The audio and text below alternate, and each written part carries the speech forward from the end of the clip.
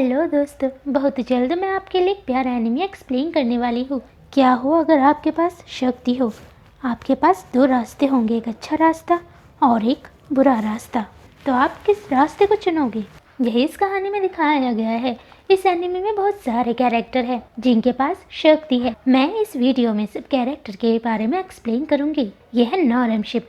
इस शिप के अंदर वो लोग रहते हैं जिनके अंदर शक्ति है। यह है ननामी। ननामी के पास लोगों की यादों को मिटाने वाली शक्ति है। जब वह छोटी थी तो उसे इंसानों के दर्द, दुख और पीड़ा मिटाने के नाम पर दूसरों की यादों को मिटाने का आदेश दिया गया था। ननामी अपनी शक्ति से डरने लगी थी क्योंकि बचपन में उसने अकीतो के भाई की याददाश्त मिटाई थी। तब से अकीतो ननामी से गुस्सा है। यह है मिकोतो। मिकोतो के पास सुरक्षा कवच बनाने की शक्ति है। नॉरम शिप में आने से पहले उसने मंदिरों में रहने वाले लोगों की रक्षा की थी। बचपन से उसे बताया गया था कि उसकी शक्ति ईश्वर का दिया एक अनमोल उपहार है।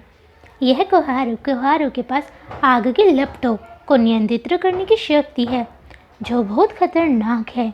बचपन में उसने फसलों को जलाकर राख कर दिया था। गांव वाले उससे डरने लगे थे, इसलिए कोहारू गांव वालों से दूर जाकर रहने लगी थी। कोहारू के माता पिता इस दुनिया में नहीं रहे हैं। वो बचपन से अकेले रहती थी, लेकिन एक दिन एक ट्रैवलर आए। उन्होंने कोहारू को जिंदगी जीने का सही उद्देश्य बताया। यह है तोया। तोया के पास किसी वस्तु या व्यक्ति को अपने दाएं हाथ से छूकर किसी के भी अतीत की घटनाओं को देखने की शक्ति है।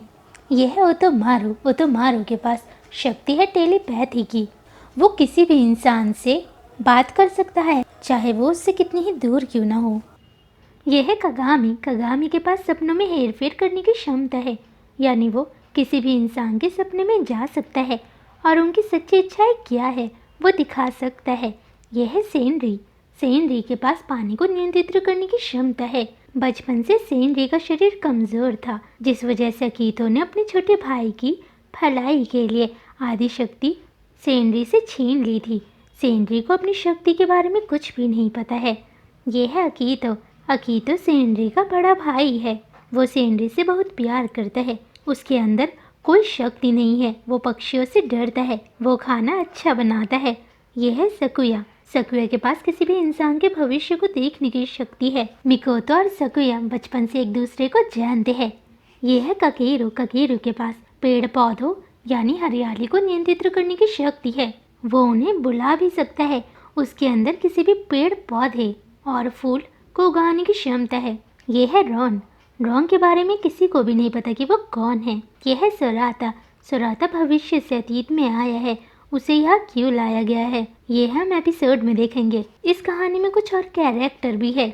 यह है नत्सुहिको। यह है सेत्सु। सेत्सु नत्सुहिको का दोस्त है। यह है नागिसा। नागिसा नत्सुहिको की बहन है। यह है शीरो। शीरो ककेरू के पिता है। यह है हरुका, शीरो की पत्नी और ककेरू की माँ। यह है मोतोहिसा। यह है आयन। आयन एक रहस्यमयी लड़की है। आयन के अतीत, वर्तमान और भविष्य के बारे में किसी को भी नहीं पता कि वो कौन है।